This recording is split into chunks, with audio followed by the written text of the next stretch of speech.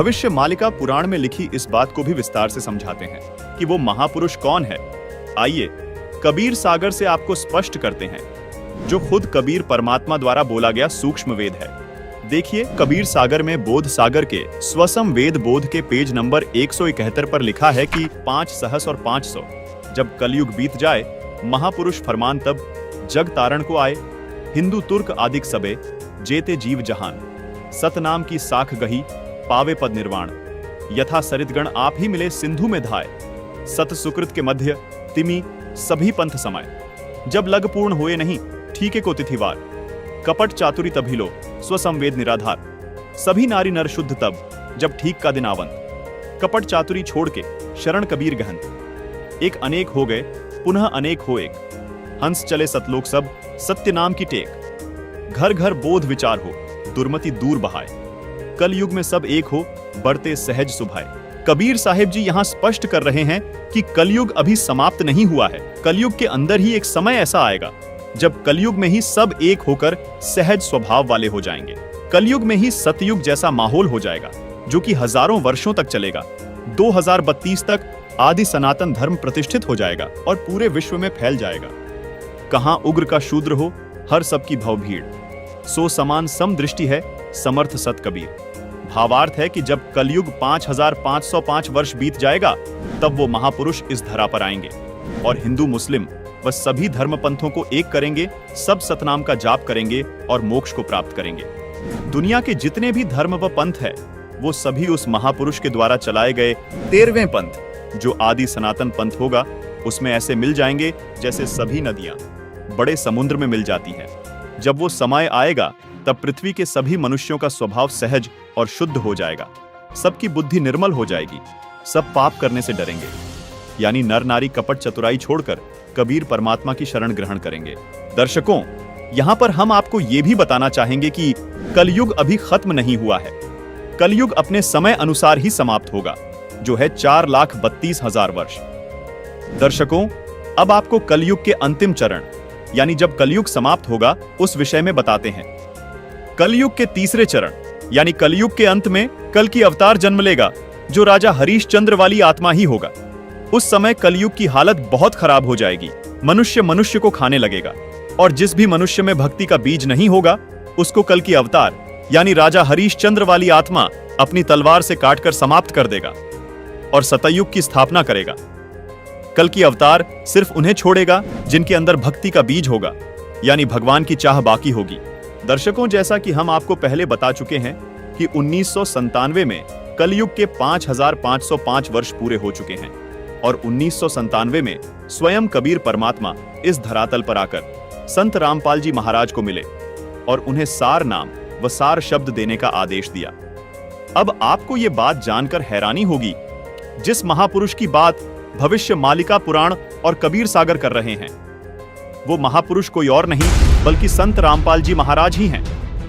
जो महापुरुष 13वें पंथ का प्रवर्तक होगा, वो संत कोई और नहीं बल्कि संत रामपाल जी महाराज ही हैं। संत रामपाल जी महाराज ही वो संत हैं जो सब धर्मों को एक करके आदि सनातन धर्म की स्थापना करेंगे। संत रामपाल जी महाराज ही वो संत हैं जो 31 वर्ष से अपने भक्तों को 3 समय की आरती करवाते हैं।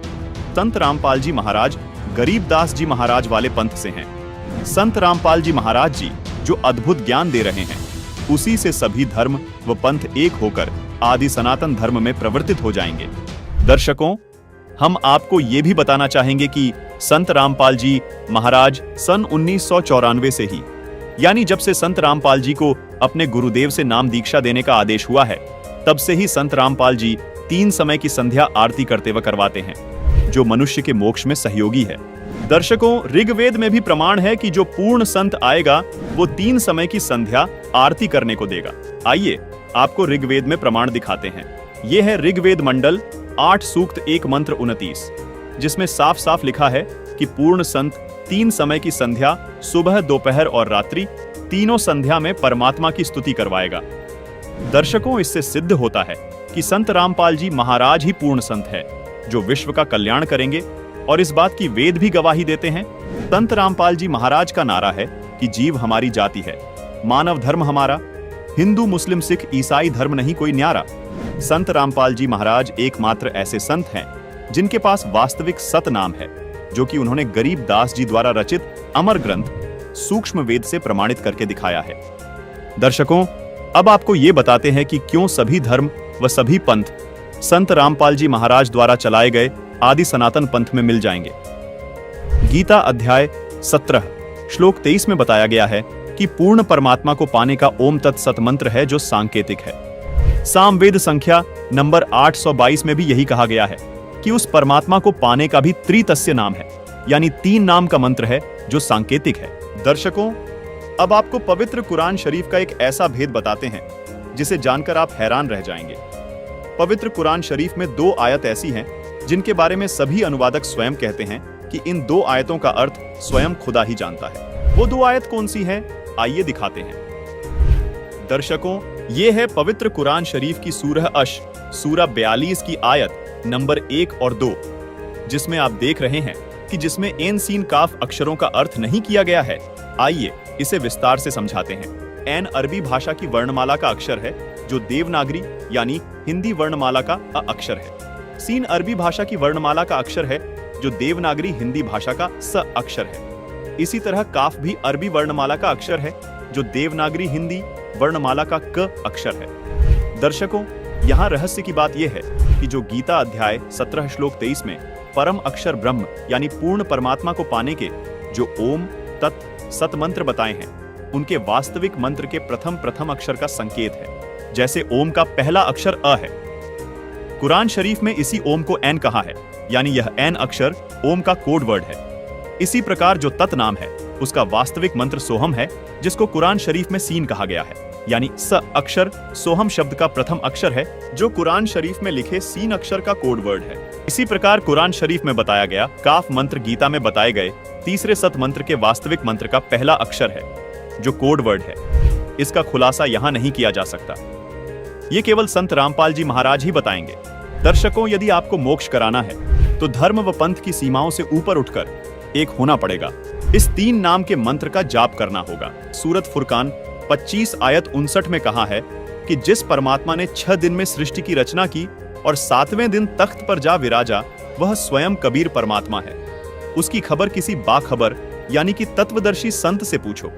दर्शकों, मजे की बात यह है कि गीता जी में भी अध्याय 4 श्लोक 34 में तत्वदर्शी संत के पास जाने को कहा है। दर्शकों, ये 3 सांकेतिक नाम जो गीता, वेद व कुरान शरीफ में बताए गए हैं, ये मंत्र संत रामपाल जी महाराज सन 1997 से अपने शिष्यों को दीक्षा में दे रहे हैं।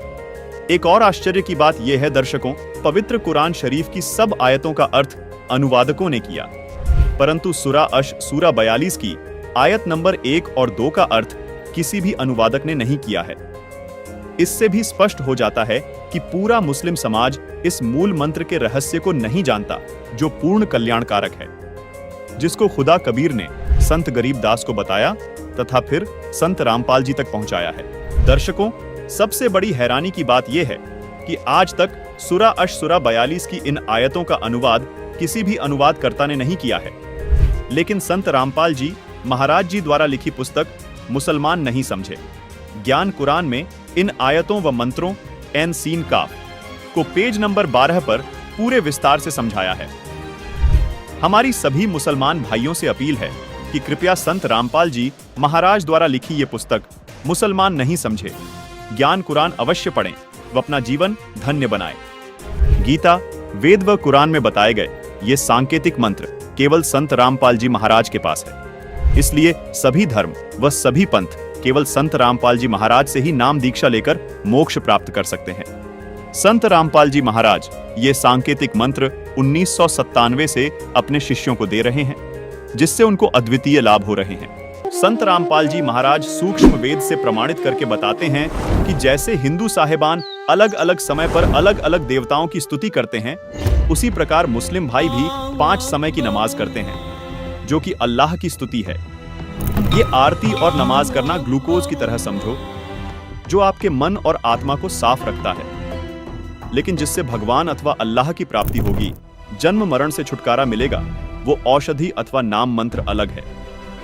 नमाज और आरती करने से मोक्ष नहीं मिल सकता। मोक्ष प्राप्ति के सांकेतिक मंत्र गीता जी और कुरान शरीफ दोनों में लिखे हैं। गीता जी में जिनको ओम तत्सत लिखा है, उन्हीं को कुरान शरीफ में एन सीन काफ लिखा है। इन सांकेतिक अक्षरों के वास्तविक मंत्र संत रामपाल जी महाराज उपदेश देते समय अपने शिष्यों को देते हैं।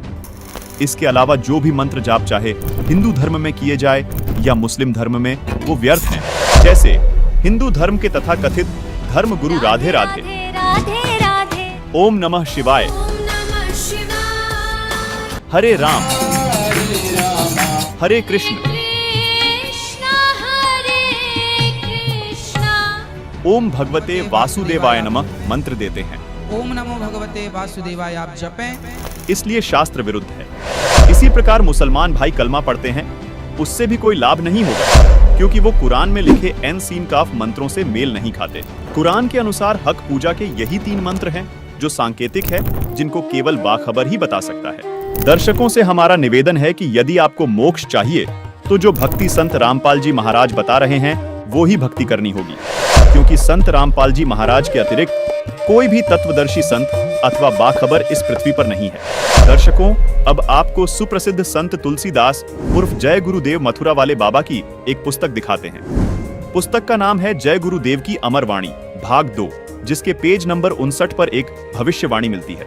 बाबा जय गुरुदेव ने 28 अगस्त 1971 को एक भविष्यवाणी की थी, जिसमें बाबा जय गुरुदेव जी ने बताया कि महापुरुष का जन्म भारतवर्ष के छोटे से गांव में हो चुका है और वह व्यक्ति मानव इतिहास का सबसे महत्वपूर्ण व्यक्ति बनेगा। उसे जनता का इतना बड़ा समर्थन प्राप्त होगा कि आज तक किसी को नहीं मिला है। वह महापुरुष नए सिरे से विधान को बनाएगा और वह विश्व के संपूर्ण देशों पर लागू होगा। उसका एक झंडा होगा, उसकी एक भाषा होगी। दर्शकों, बाबा जय गुरुदेव ने 7 सितंबर 1971 को एक और भविष्यवाणी की है। देखिए, इसी पुस्तक जय गुरुदेव की अमर वाणी भाग 2 के पेज नंबर 50 पर लिखा है कि वह अवतार जिसकी लोग प्रतीक्षा कर रहे हैं वो 20 वर्ष का हो चुका है। यदि उसका पता बता दूं तो लोग उसके पीछे पड़ जाएंगे। अभी ऊपर से आदेश बताने के लिए नहीं हो रहा है। मैं समय का इंतजार कर रहा हूं और सभी महात्माओं ने समय का इंतजार किया है। समय आते ही सबको सब कुछ मालूम हो जाएगा। दर्शकों, 7 सितंबर 1971 को 20 वर्ष का होने वाला वो महापुरुष कोई और नहीं बल्कि संत रामपाल जी महाराज ही हैं, जिनके समर्थकों की गिनती दिन रात बहुत तेजी से बढ़ती जा रही है, जिनके ज्ञान का परचम पूरे विश्व में लहराने लगा है, जो जल्द ही पूरे विश्व में स्थापित हो जाएगा। दर्शकों, अभी आपको हंगरी नाम के एक महान भविष्यवक्ता की महान भविष्यवाणी से रूबरू करवाते हैं। देखिए, हैरान कर देने वाली ये भविष्यवाणी। ये देखिएगा, ये एक पुस्तक है, एक पुरानी फटी पुरानी सी है किताब। ये देखो, युग निर्माण की सुनिश्चित संभावना, ये तो इसका नाम है, टाइटल है। लेखक है इसका बलराम सिंह परिहार, प्रकाशक है युग निर्माण योजना, गायत्री तपोभूमि मथुरा से। बस इतना ही उल्लेख है इसका, ज़्यादा आगे नहीं लिखा, ये फटा हुआ ज़्यादा है। ये देखिएगा पृष्ठ नंबर 19 पे, ये पृष्ठ नंबर 19 है।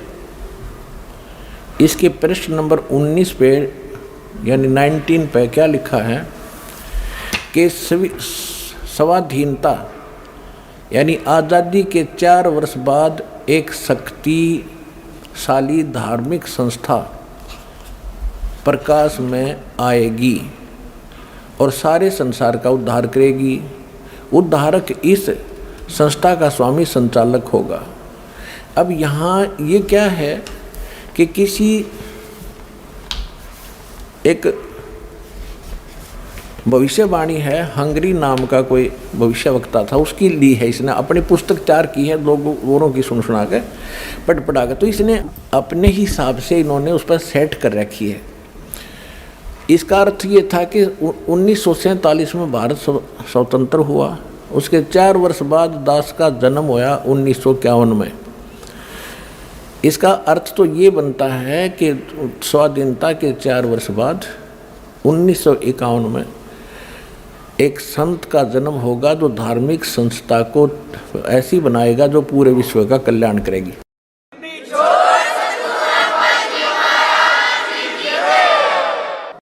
यहाँ थोड़ी सी गड़बड़ कर जाते हैं, अब और दिखाते हैं। ये देखिएगा, ये 23 पृष्ठ पे है, ये 23 पृष्ठ है। इस 23 पृष्ठ पे यहाँ लिखा है इस संगठन का स्वामी संचालक कोई गृहस्थ व्यक्ति होगा। अब तक दुनिया में सबसे बड़े विचारक के रूप में ख्याति प्राप्त करेगा। वह व्यक्ति सामाजिक उत्तरदायित्वों से लेकर संसार के सब देश शांतिपूर्ण कैसे रहें उसकी यह व्यवस्थित आचार संहिता तैयार करेगा। उसके जीवन भर के संग्रहित विचारों को यदि एक पुस्तक में लिखा जाए तो बहुत बड़ी पुस्तक बन जाएगी। इसका अर्थ ये है, यहाँ एक 29 पृष्ठ पे देखिएगा, 29 पृष्ठ पे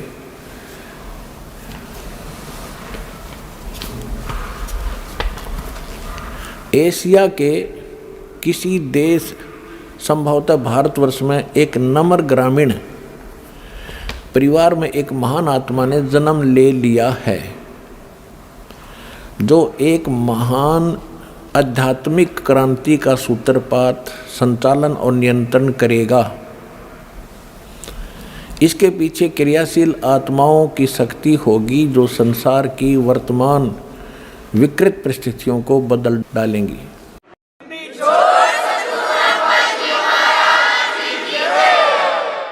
1999 में ये क्या बोला गया है कि एक ऐसे व्यक्ति ने जन्म लिया है जिसकी अकेले ही उत्पादित शक्ति किसी भी शक्ति संपन्न राष्ट्र के बराबर होगी।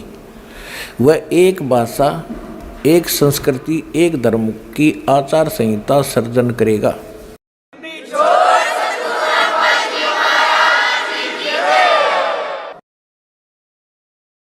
यहाँ देखिएगा 43 पृष्ठ पे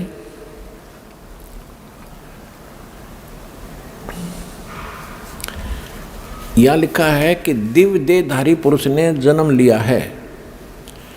वे सबके मन में प्रसन्नता भरेंगे, दुनिया भर के कष्ट दूर करेंगे। अन्यायी और अत्याचारियों को भी वह ठीक करेंगे। रात्रि के प्रथम पहर में जब मैं प्रगाढ़ निद्रा में होता हूँ तो स्वप्न में एक दिव्य पुरुष को देखता हूँ, दिव्य व्यक्ति को। किसी जलाशय के निकट बैठे हुए इस योगी के मस्तक में दोनों भौं के जहाँ मिलती हैं तो उसमें अर्ध चंद्रमा के दृश्य होते हैं। उसके बाल सफ़ेद हैं, सुब्बर वेशभूषा है, यानी साधारण सुंदर, वर्ण गौर है, गोरा कलर है, तथा पैरों में चर्म विहीन पाहन यानी पादुकाएं हैं। बिना चमड़े की जूतियां पहनता है। आज तो हमने पूरे अनुयायियों से कोई बैन लगा रखा है कि चमड़े की जूती तुमने पहननी है, नहीं मैं तो पैरूं था कितने।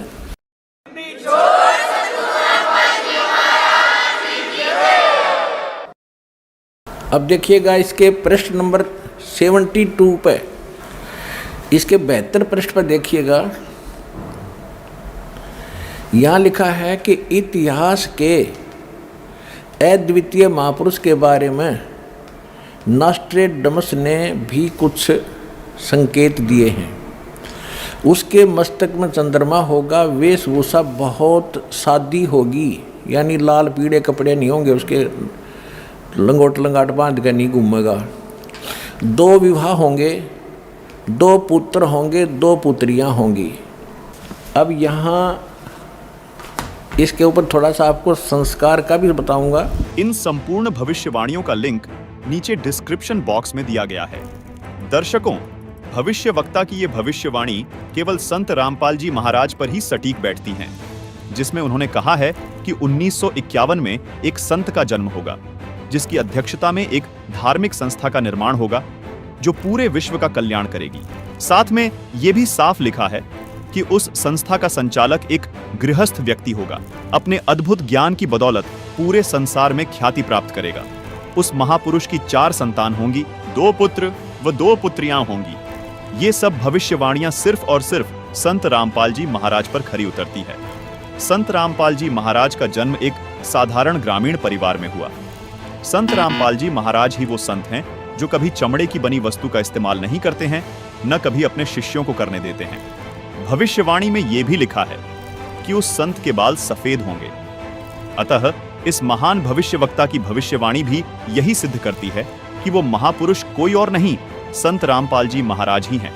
दर्शकों, अब आपको राजस्थान राज्य के एक सुप्रसिद्ध संत बाबा रामदेव की भविष्यवाणी भी दिखाते हैं। ये है पुस्तक 24 प्रमाण, जिसके पेज नंबर 65 पर लिखा है कि नगर कोट नहीं, जाट कहां सी, मुखबंद होके कवि गुण गासी। यहाँ बाबा रामदेव जी कह रहे हैं कि वह महापुरुष जाट जाति में आएगा और कवि यानी कबीर परमात्मा के गुण गाएगा। संत रामपाल जी महाराज का जन्म एक किसान परिवार में जाट जाति में हुआ है। संत रामपाल जी महाराज एकमात्र ऐसे संत हैं जो कबीर देव यानी कबीर परमात्मा के गुण 1988 से संसार को सुना रहे हैं। इसी पुस्तक 24 प्रमाण के पेज नंबर 111 पर देखिए, संत रामपाल जी महाराज के बारे में एक और भविष्यवाणी की गई है। हर आसी हरियाणे तोरण, रंगरी रीत चुकासी, सुंदर खाती अगम भाषिया, झुक चौथा में होसी। यहां भी संत रामदेव जी अपनी वाणी में साफ साफ कह रहे हैं कि वो महापुरुष हरियाणा में आएंगे और चौथे युग यानी कलयुग में आएंगे। दर्शकों, जिस समय संत रामपाल जी महाराज का जन्म हुआ उस समय गांव धनाना जिला सोनीपत पंजाब प्रांत में था, जो बाद में 1966 में पंजाब से अलग होकर हरियाणा प्रांत का हिस्सा बना। संत रामपाल जी महाराज का जन्म 8 सितंबर 1951 को धनाना गांव में हुआ था। इसी पुस्तक 24 प्रमाण के पेज नंबर 62 पर संत रामपाल जी महाराज के बारे में एक और भविष्यवाणी की गई है। कलयुग में सतयुग अवसी, पहरा पाप रा पलटेला, सांचा संत दल में आवसी ऋषिजन साख भरेला। दर्शकों, कबीर सागर और भविष्य मालिका पुराण में लिखी भविष्यवाणी संत रामदेव जी की भविष्यवाणी से ज्यों की त्यों मेल खाती है। संत रामदेव जी भी कहते हैं कि कलयुग में ही सतयुग जैसा माहौल होगा।